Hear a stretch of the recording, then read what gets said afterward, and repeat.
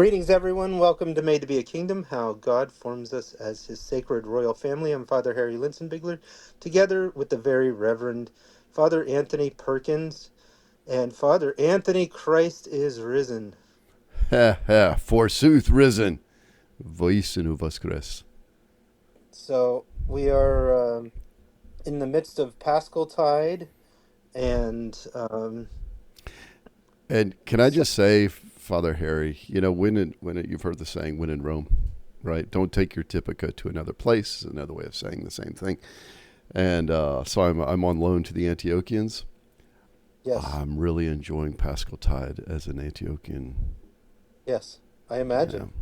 I yeah, imagine. yeah. You know what? Yesterday was Wednesday in our world, listeners and viewers now.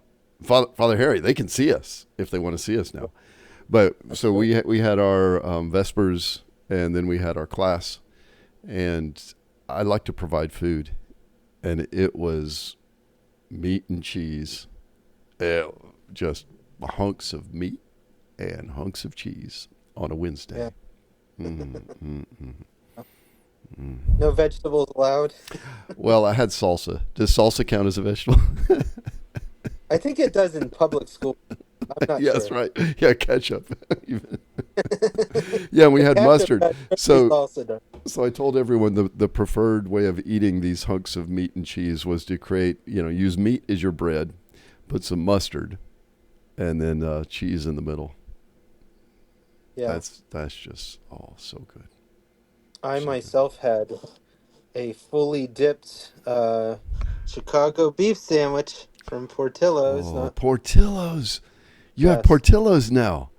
So Hmm. that's my wife's comfort food. She grew up in Chicago, and Yeah. we were so jazzed when we saw that there are Portillo's in Orlando because we like to visit Orlando. But you have one there in Yeah, we have Plant a City, couple. or what's the name Yeah. of your town? Um. Well, we have one south of us in Brandon. We have one in Tampa too, which isn't too far away. That is so Yeah. good. Oh, and my brother and sister-in-law, they send us for Christmas. They'll send us these Portillo love packages, right? Yeah. Where so we can make those things. Oh, so good, brother. Oh, Yeah. living well, living well. That's right. Oh, but you know what, Father Harry? Sometimes it is tough to live well. If we don't set ourselves up for success, what do, Father Harry? We set ourselves up for failure. And unfortunately, I think that our default setting in our fallenness is set up for failure, right? Yeah. I mean, there's the now famous meme of Christ is risen, but the priest is dead, with this, priest who's hunched over.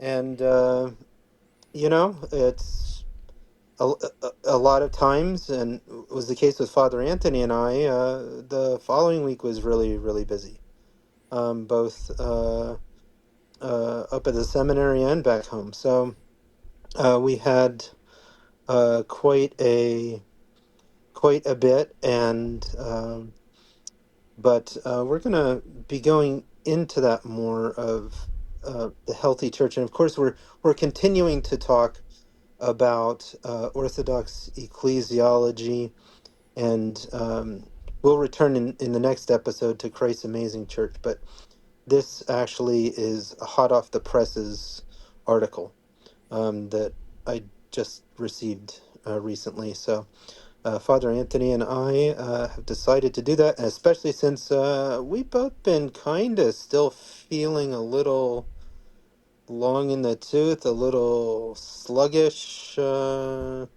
since Pascha, maybe, and of course um, since Holy Weekend, and a lot of that is how our modern church system tends to be constructed, and tends to be, I guess, executed church. So Right. this is, Yeah. yeah, And yeah, so we're going to be riffing on an article that's going to provide kind of a structure for our conversation, but it's a conversation that Father Harry and I regularly have.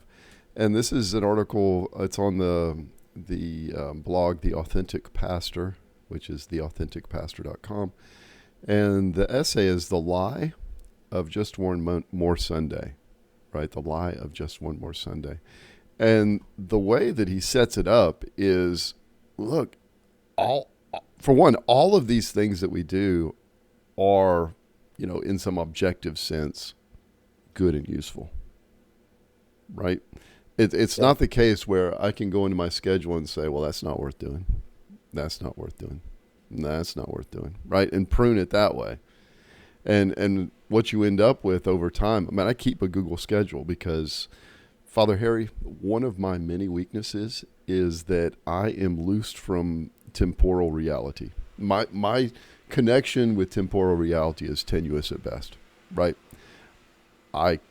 If I don't keep a Google Calendar, I am not going to be at the right place at the right time, right? Yeah. And with so many things, I just have to. And it includes breaks, rest time and stuff. But anyways, my Google Calendar is just packed. It's packed. Right. And it's packed with necessary things, right?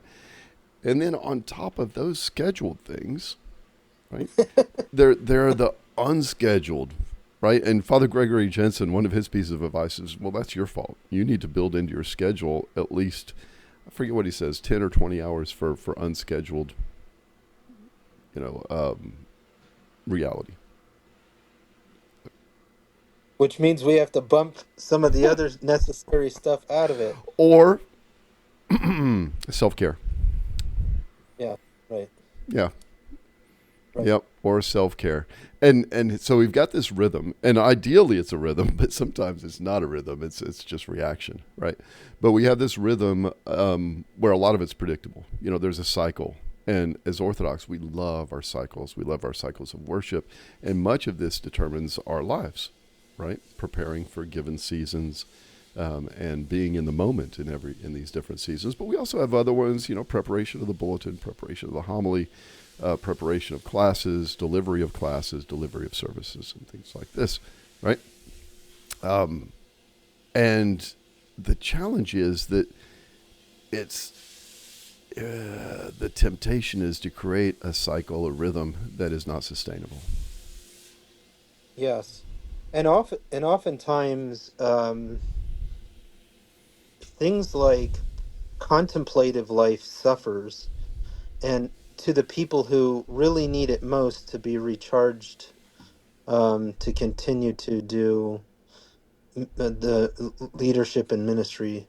Um, and so these things um, suffer. And this article that starts with ministry doesn't pause, right? Not when you're tired, not when your soul's dry, not when your family's fraying. Ministry doesn't pause.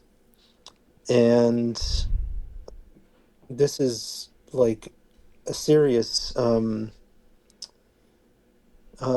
reflection. The article, the intro to the article, that just because our capacity is low as leaders, whether we're the parish priest or maybe another type of church leader upon whom there's a lot of responsibility. Just because our capacity is low, the demands don't stop. Father Anthony just basically said that it's um, and uh, what's interesting is the article saying basically, that it seems like, right, or the feeling is like you're running out of battery, but it seems like the demands increase in direct proportion to the least amount of actual energy that you have. Um, so it's this, and yet most of us keep saying yes, right? So this is the intentional no. And there, to be honest with you, I've been surprised at how many podcasts have come out over the last 2 months, but maybe it's the time of year or whatever, that have been on this very subject with various different speakers in different contexts, corporate podcasts, everything else, of you cannot say yes to the right if, to the right things if you're not saying no to most other things. And that saying no to most other things for us may sound foreign as clergy, right? Um, in because how can you say no? I mean, they have a need, and you say no. But so it feels somehow wrong unless we train ourselves and maintain that training, right? We have to maintain. Some of us have personalities where we're always wanting to help, right? In any way we can. And the problem is we're not able to help anybody because we wind up running out. And Now, one thing that this article says, and then Father Anthony is going to um, reference biblically where we see this, but it says the system we're caught in doesn't allow for rest, right? Well, I should say before that, it says we tell ourselves it'll slow down after this week, after the series wraps, after Easter, after the youth retreat, after we write just one more sermon, lead just one more meeting. But it doesn't, because the system we're caught in doesn't allow for rest. It only knows momentum. It rewards motion, not health. And over time, we start believing the lie that motion is health, that if we just keep going, we're doing what we're supposed to do. That's the lie that I want to expose today. And so, what he doesn't go into here is the biblical foundation for this, but there is a biblical foundation, isn't there? Right, and it's a consistent teaching, right? And I'm going to give the big Old Testament one, right? And the New Testament ones, it's going to be discipleship. But here, this is wonderful. This is from the book of Exodus. So it was on the next day that Moses sat to judge the people, and the people stood before Moses from morning until evening. So when Moses' father-in-law saw all he did for the people, he said, "What is this thing you are doing for your people? Why do you alone sit, and all the people stand before you from morning until evening?" Then Moses said to his father-in-law, "Because the people come to me to seek judgment from God. When they have a dispute, they come to me, and I judge between one and another, and I make known the ordinances of God and his laws." So Moses' father-in-law said to him, "The thing you are doing is not good. Both you and these people with you will surely wear yourselves out. For this thing is too much for you. You are not able to perform it by yourself. Now, listen to me. I will give you counsel, and God will be with you. Stand before God for the people, that you may bring their concerns to God. Teach them God's ordinances and laws, and show them the way in which they must walk and the works which they are to do. Moreover, you shall select from all the people able men, such as fear God, just men, hating covetousness, and setting them over the people to be rulers of thousands, hundreds, fifties, and tens. Let them judge the people at all times. Then every great matter they shall bring to you, but every small matter they themselves shall judge. So it will be easier for you, and they will relieve and help you. If you do this thing, God will strengthen you. Then you will be able to endure, and all this people will also go to their place in peace." So Moses heeded the voice of his father-in-law and did all he said. Okay, there you go. All right, and that's from chapter 18. All right, so this is what Father Jethro said. "Hey, Moses, you're a weak man. You're just not up to your calling. So therefore, you need to find some people that you need to delegate this stuff to, because otherwise you're not going to be able to do your job." Right? Is that the context, Father Harry? That is not the No. context. No, that's a modern way of trying to solve things. Um, and the modern way of trying to solve things is reactionary. And oftentimes, again, if a priest is by himself, um, and there's not a lot of pastoral support, um, he'll try. He's a lot of times he's just behaving reactionary year after year after year, and this is not sustainable. But even delegation is reactionary, right? So delegation is just, oh my gosh, 5 more fires here, you go get buckets of water, you go get. But if we already have things in place, right? If we all already, we need to establish fire hydrants, procedures, and people and backups and things like this, for the regular work of ministry, as well as for events that come up periodically, and problems and things of this nature. So, and Moses' reaction was, well, because they all want me. They don't want this guy or this guy, right? They all want me. Yeah. And Jethro's like, big deal, right? And Give them and there may have a been, to the extent Moses was still in formation, spiritual formation, there may have right, been part of this idea that I'm the one. This is my calling, and it's a sign of weakness if I don't do all that I'm called to do. right, Right. So there's a right, whole mix of stuff, and then once you start being appreciative of the effects of personality on this, and neuroticism and stuff, it can turn into quite the dumpster fire. right, right. It can turn into Gehenna along with its smells, the Valley of Hinnom, let's say, and all of its smells. And metaphorically speaking, that's what it will become for leaders, and also eventually for parishioners, because there's only so long that we can, um, you know, running on 20%, right?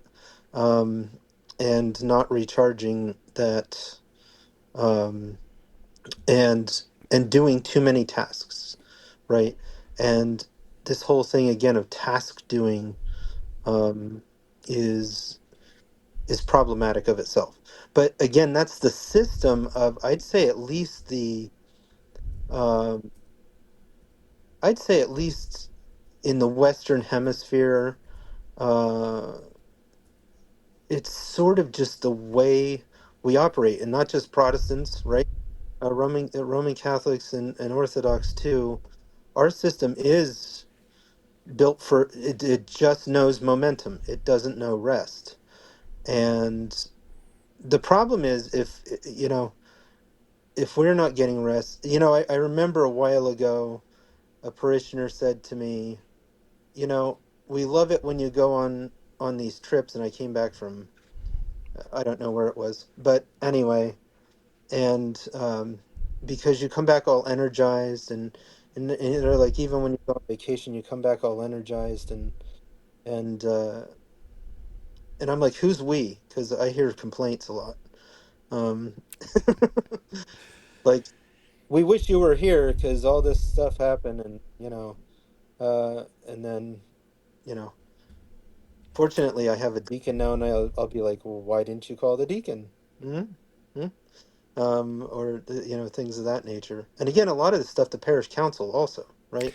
Right. And I am not responsible for people's unreasonable expectations. Right, I should not be hurt by their lack of charity. that's true. Right. um and so this is, it's hard because it's built into this, like in seminary. um they don't exactly teach these things, right? Yeah, and that let's bring in another quote, right? Um, this is from the article. We weren't just trained to teach; we were conditioned to perform. Ministry has become a stage, whether it's the pulpit, behind a guitar, or poring over a spreadsheet. We're evaluated by numbers, applauded for productivity, and privately afraid that rest is a form of weakness. Right, and just a commentary on this, right? As a social scientist, Weber, and his Protestant ethic, right? It's not the greatest science. I get it. But he's onto something, right? We do have this tie-in traditionally in the West of a connection between work and sanctity, right? Even work and salvation. Anyway, so back to the article. So we spiritualize our exhaustion. We call our burnout faithfulness. We ignore the fact that we've been on empty for months, sometimes years, and the people around us rarely know because we're good at pretending. That's part of the job too, right? But here's what no one tells you at seminary, and I hope I hope that's wrong, as both of us teach at seminary. Jesus never asked you to do ministry that way. He said, "Come to me, all you who are weary and burdened, and I will give you rest. My yoke is easy, my burden is light." This from Matthew 11. And so he concludes this section, if the yoke you're carrying feels crushing, it might not be his. And y'all, pastors are disciples of Christ too, right? So we are under this. Come to me, all you who are weary and burdened, not just offering it. Right. Right. We are not the hired help here to dispense out God's grace, but not to partake in it. We are fellow faithful who also need it. Christ light yoke. And but I will say, Father Anthony, I did in seminary um hear the advice, though. Your parishioners can't see you sick, your parishioners can't see you this way or that way. Um and not at 100% right. Um and I, after all these years, I can't agree. I don't agree. I think we can't be, you know, putting out every time, but people are constantly asking us how we are, right? And Father Anthony has the answer, thank God. Um, and uh, my answer is often hanging in there if I'm not doing well, right?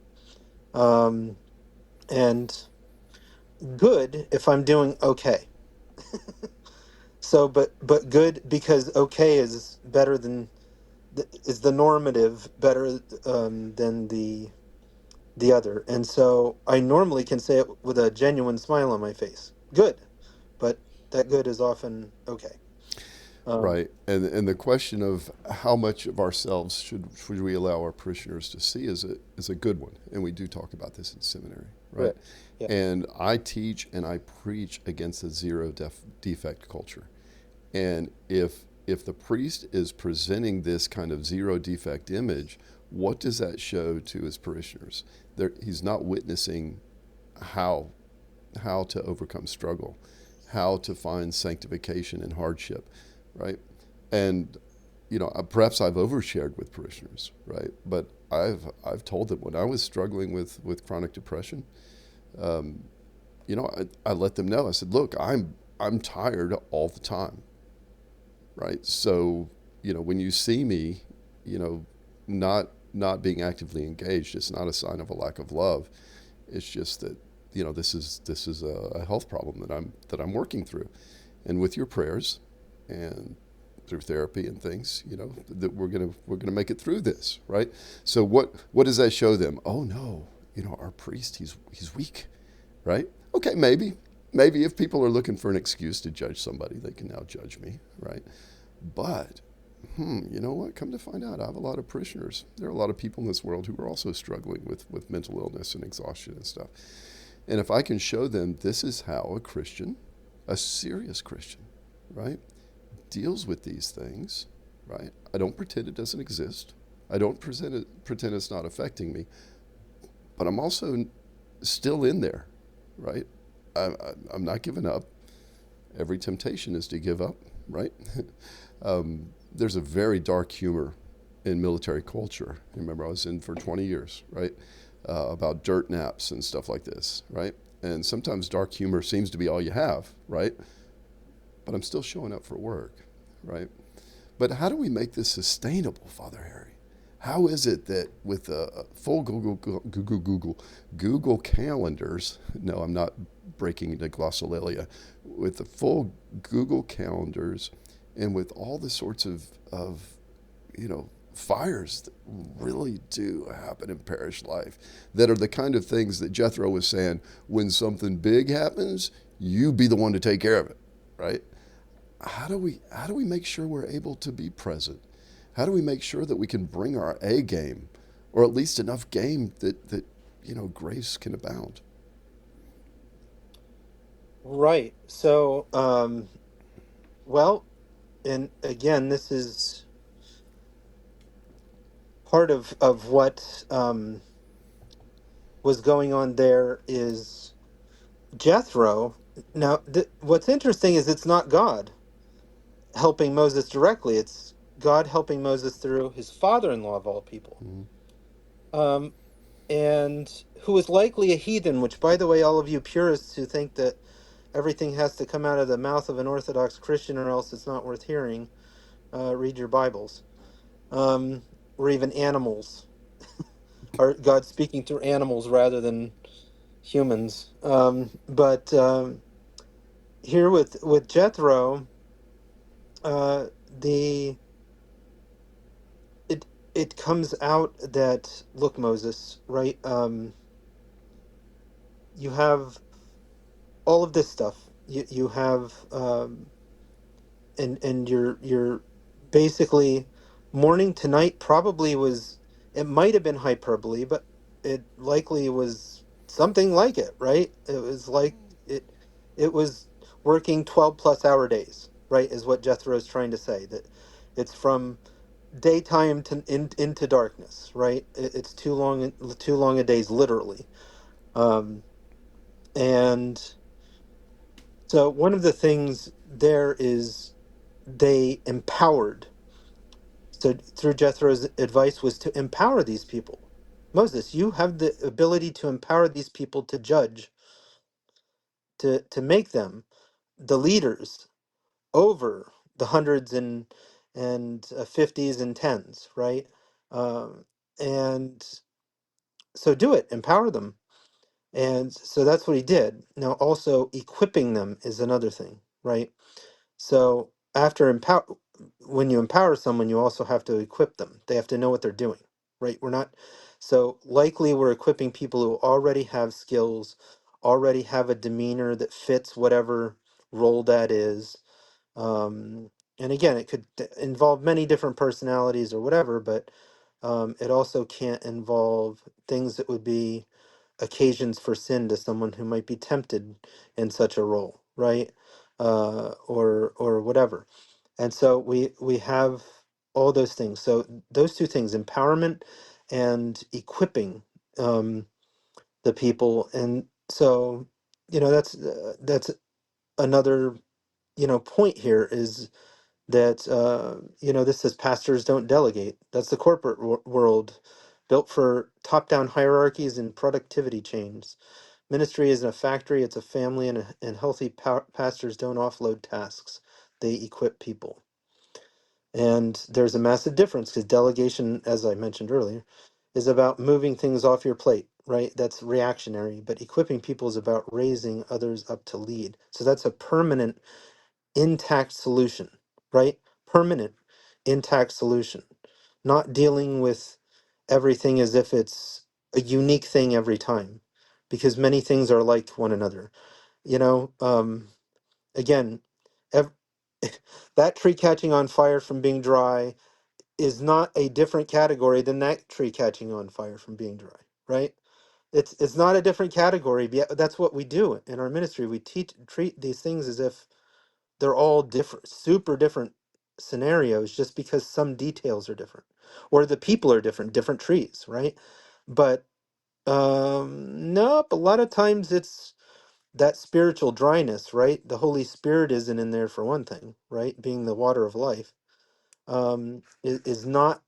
is not being put through the veins of the tree. And what happens when there's no waters being put through the veins of the tree? It dies.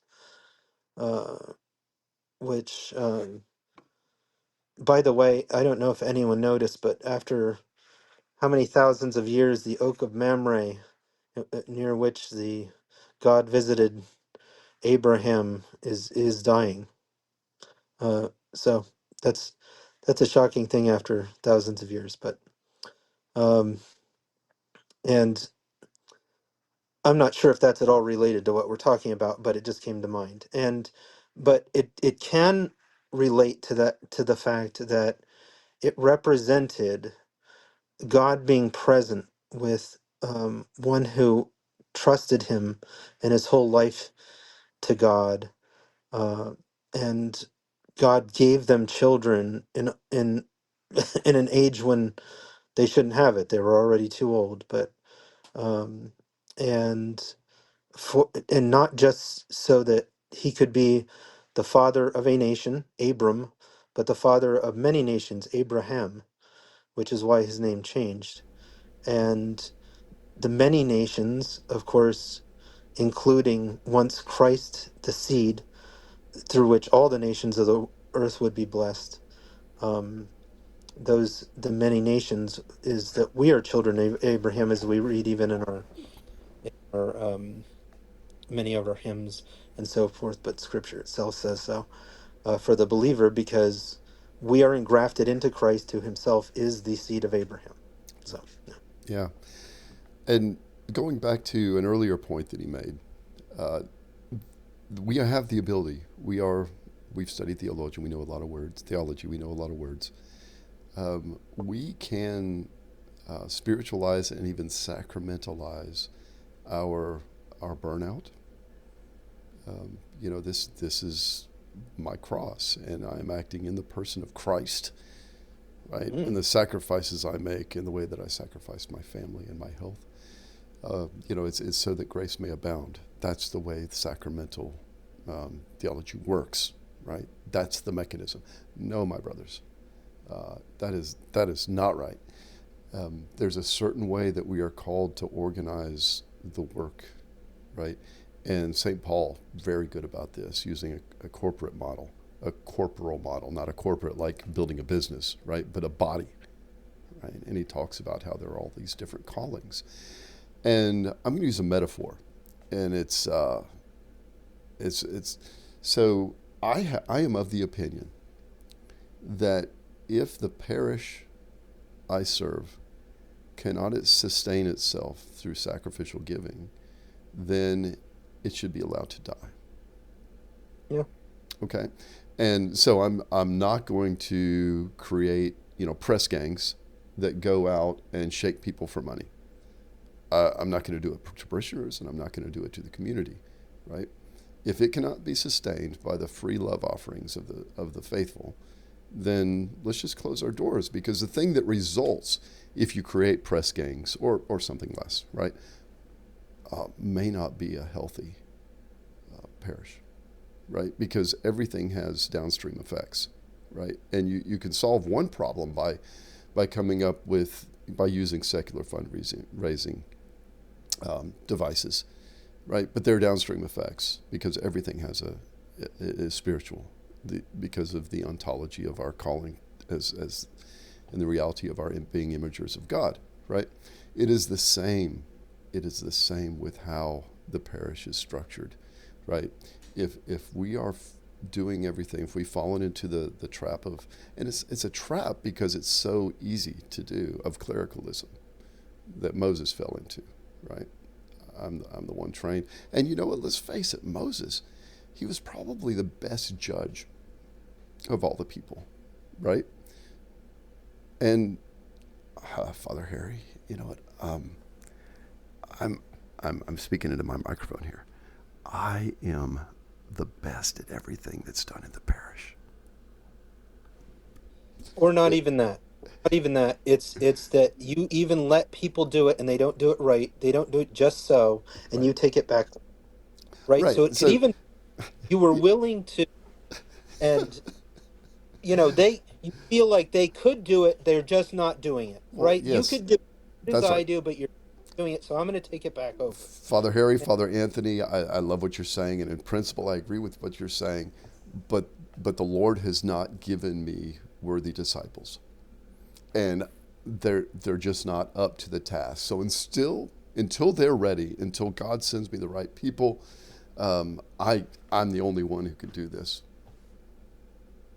And God won't send you the right people unless you have the right system set up. A a system according that is in accord with the things, the precepts that Christ has left us. And I don't think and that's part of what our show does here, is I don't think people have realized how far we have fallen from those precepts of Christ before even the book of Acts as to how this is to look, right? And in the book of Acts, there's some things that Christ didn't give them that they had to figure out for themselves. And which I don't know if this is one of the next examples we could give, but Acts chapter 6, right? And then the deacons in the church, that the apostles weren't meant to serve. So the apostles are doing all this pastoral care. Well, that's not what they were called to do, but all their time and energy is being chewed up in doing it. And they're like, we can't even do our own job, but right, of being out there and being priests, priestly apostles, um, because we're doing all this pastoral care stuff. So, and then where we get the first seven deacons of the church, Yeah. to help them with it. And Father Harry, it's there's a trap, right, of trying to when you prioritize, right, because that's the secular way that we do this. We prioritize, we do triage, right, and of thinking of things as more and less important, right. So waiting on tables, that's less important, and that's just not my job. That's somebody else's job. We'll give it to one of the lessers, right. Oh, That's not the way this works. The that deacon is not lesser. The care of widows and orphans is not lesser. It, right, that's crazy talk. Blah, blah, blah, right. blah, blah. That's crazy talk, right? Um, it's it's different, so it requires a different set of skills and a different calling, right? Now, priests were trained to be jack of all trades. Y'all, that's what seminary is about. It's you're not an expert on anything. You, Lord willing, are capable of handling pretty much everything, though. Um, and the jobs that others are doing are not less than. They're just different roles. Um, but clericalism, again, it's an easy trap to fall into. It's easy to think, and y'all, the Eucharist it's the pinnacle of Christian life, right? And And it goes so both ways. It it's goes both ways, though, too, right? The faithful have unrealistic expectations, or actually even not so much Christ-centered values as to what the role of the priest is. And they think that even though the role of the priest is defined already, that they can redefine it, and that we should actually reshape our own entire ministries around what they think we should be doing. yeah, And this is very difficult. And in my younger years, I mean, when I was a new priest, I actually fell into that trap of actually trying to do all that. And how miserable, right? How miserable. Because that's just not the way it is. It's a if it's a body, that means everybody is doing their part, and one part can't do another. A finger can't be a toe, because the finger has to be wrapping itself around something, holding it, while the toes are helping the feet balance while the person walks, right? So the body is walking from one place to the other. They're trying to bring something from one thing to the other. That finger cannot stop and be a toe. And guess what happens if the person has to walk on their hands, and because their toes don't work, um, for some reason, there's no way for them to carry it. And even if there is, it would be hanging off a different limb than their hand, right? So the point is that, expecting the priest is the jack of all trades is not is in my opinion a not healthy model at all, and it's problematic to our day. Um, yeah. and Yeah, just this idea that he's the he's the professional here, right? He is the church guy. He's the one who we hire and pay. And I know we pay him for this, but we think he should also do that because we pay him. Well, that's yeah. And people Most may not talk that way, but right, they act that way. And right, what if, yes, I mean, okay, there are certain things. So we went through this list a few months ago, right, of things that priests are actually called to do, right? But if you hired me at all, and I'm not willing to accept that, but if you hired me to lead you. right, I, I'm the leader of this parish, and there are healthy ways to lead, and there are unhealthy ways, and I'm going to teach you. I'm going to teach you what good leadership looks like, and you're not going to like it because you have different expectations, you have different models of leadership. But as your priest, it's my job, right? And you know, for one, I don't know if all of us are up to this. Priests are up to it. We tend to, under stress, play to our strengths, right? Or go to what we know works. And for some of us, that is, just emptying ourselves, just doing everything. For others, it's doubling down on authority, right? And none of these are healthy or sustainable, right? But there's a kind of leadership that is biblical, right? That is sustainable, and it leads to healthy parishes. It leads to parishes where the expectations are reasonable, and that doesn't mean lower expectations, right? Because lower implies that they don't bring grace, right? That if our priest was stronger, there'd be more grace available in this parish. No, actually, grace is going to abound when we all fill our proper roles, right? That's when everything's firing on all cylinders, and just the opening for grace, the aperture is just huge, right?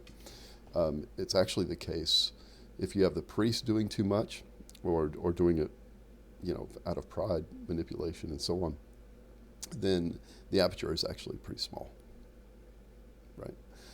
right. Now, having said that, don't hear me wrong. That could be heard in a heretical way. Of course, the Eucharist is still valid, so the grace is still, you know, infinite, right? But in terms of the culture of grace, um, man, it's stunted.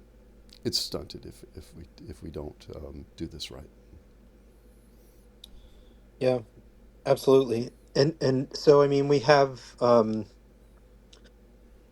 in the end we're looking at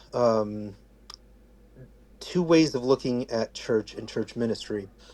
And one of them is that, he's the minister, right? And then maybe if there's a deacon, he's the assistant minister, quote unquote, right? Mm-hmm. Uh, and but the reality is in the Orthodox Church, everyone's a minister. Every single person in that church is a minister, whether they know it or not.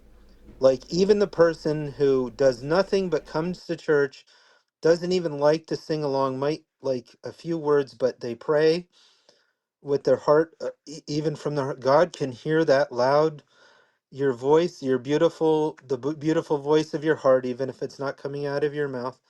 Um, and that's that is a ministry that you're doing, whether you know it or not.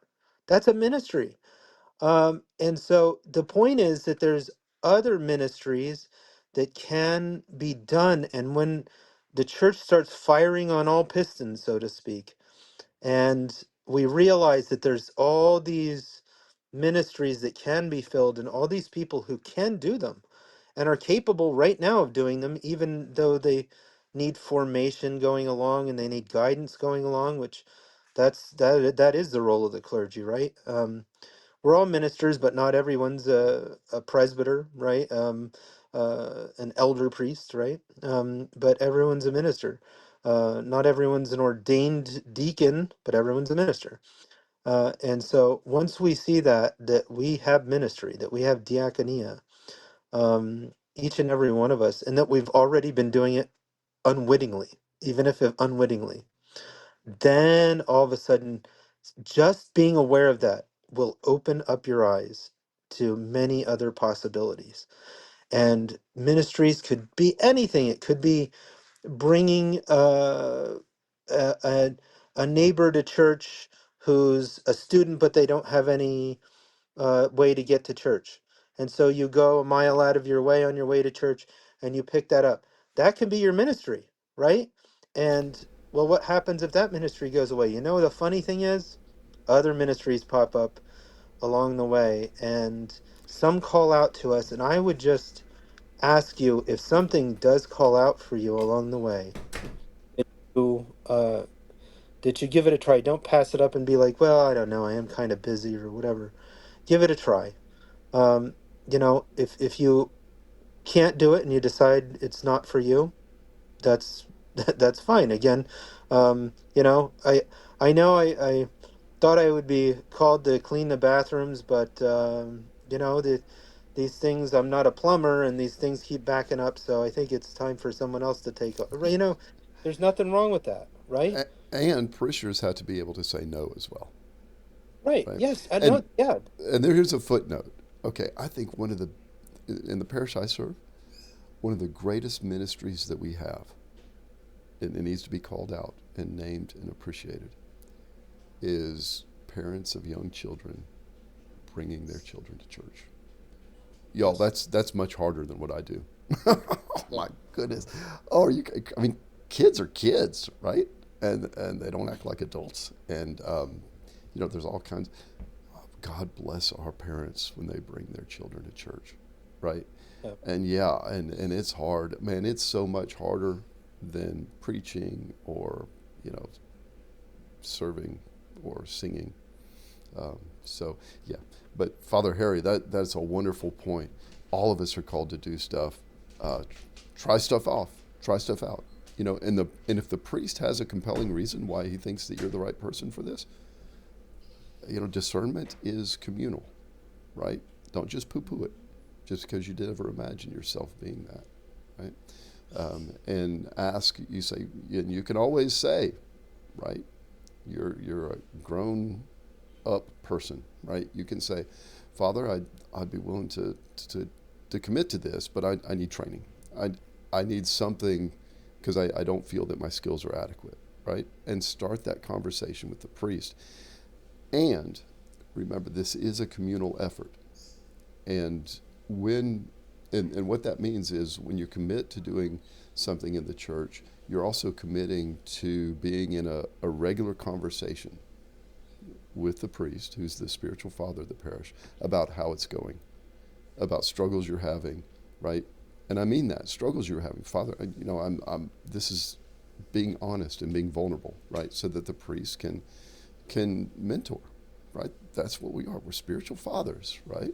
We will disciple you, and we can only disciple you if you're honest. So Yeah. Yeah. My wife was endeared. There was one of our younger parishioners, um, who, my wife said, "Would you like to get the door for me?" And she's very straightforward and understand things quite literally as they're asked. And she said, "No," um, but she wasn't asked if she would do it. She was asked if she wanted to, right? And that's the question that she was asked. But anyway, the ability to say no, yes, that's uh, this isn't just about priests that Father Anthony and I were talking about, although this obviously this is the clergy are heavily susceptible to this, but it also involves, yes, indeed, the laity being able to say no, um, if you can't do anything, and being able to say, uh, I can take it one day at a time. I can do it once. I can do it. I'll take the meal that's coming up. I'll provide for it. I'll bring half of it every Palm Sunday, because I'll bring fish or something like that, right? And commit to something once a year, even, right, like that. And or commit to something. Don't overcommit, right? Don't say I'll do this for the next 10 years, right? Because first of all, everything God willing, right? We can't be presumptuous that any of us are going to last 10 years. But that seems like a great deal. There's a reason why like parish boards, parish councils have term limits and re-elections, is because sometimes people need to be able to exit out. It's time for them, to move on to something else, and likely move on to something else, another ministry in the church besides the administrative one, right? Not just to step down and do nothing. That's and again, your ministry could just be, I love to pray, and I've been keeping track of all the sick people, and I'm going to pray for all the sick people on a Thursday at 4 o'clock after I get home. Every Thursday at 4 o'clock before I get home, I'm going to pray for all those people, right? And maybe even your thing to send out a new list of more people to pray for this week, that weren't in last week's or whatever, and just things that we don't even think about, that there's needs. And if you can see everything as being a ministry and see those needs, and then you can go to the priest or the parish council and say, look, this needs done, right? The dome needs polished, the the siding needs put back on, right? Whatever it is, right? This needs pressure washed, right? And I'm willing to do it this time. You don't have to commit to do it every time. You don't have to be the pressure washer for the church for the next 2 decades, right? You can do one time, make that your a one-time ministry, and then you do something else some other time, right? um and just once we see everything as a ministry, and a ministry done for God, not for the church. It's for God in the church. This is very important. For God in the church as the body of Christ. So, because otherwise we start thinking we're doing people favors, and then they owe us something, right? Yeah, Um, yeah. This is not transactional. right. Yeah, So, Father, what wonderful point, and brought up lot of really, really good things to think about, to pray about, to figure out how to put to effect. Something that we didn't get to, and maybe we can just spend a couple of minutes on before we break, is um, the impetus for this. The article was kind of pastor burnout, right? And how not only do we need sustainable models, that's huge. That's what we've been focusing on, right? Sustainable models. And it's beautiful. When you have a sustainable model, very few things are emergencies, right? They're just right. part of how you live. But in the meantime, to the extent we've been doing this wrong, we have some very tired people, both priests and other leaders in the parish. And there has to be a way of I don't know, sabbaticals, or a way of building in slower cycles. In the military, you have a cycle. You have deployment, and then you have rest, and then you have retooling, and so on. And I do that as much as I can. Like during the summer, if you want to listen to my discussion with my people about this, just pull up Ortho Analytica. Our class last night, I went over this because we're changing to our summer schedule here in a couple weeks. And during summer schedule, you go ahead and judge me, right? Unless it's a feast or something, I don't do services during the week during the summer, and I don't do classes during the week during the summer, because with my schedule it's not sustainable. Okay, because I'm a full-time priest. I'm also a seminary professor, and other things, and someone who has energy issues, right? So I have to, if I'm going to do this for more than a few months at a time, um, I have to slow down. And during the summer, I slow down. And if my parishioners, especially the leadership, are paying attention, they will call me on it. If they see me starting to add stuff onto my Google schedule during the summer, they'll say, Father, why don't you let me handle that, right? And thank God they do. I'm so appreciative of the leadership culture at Christ the Savior. So, Thank God. yeah. So, Father Harry, I want you to get some rest.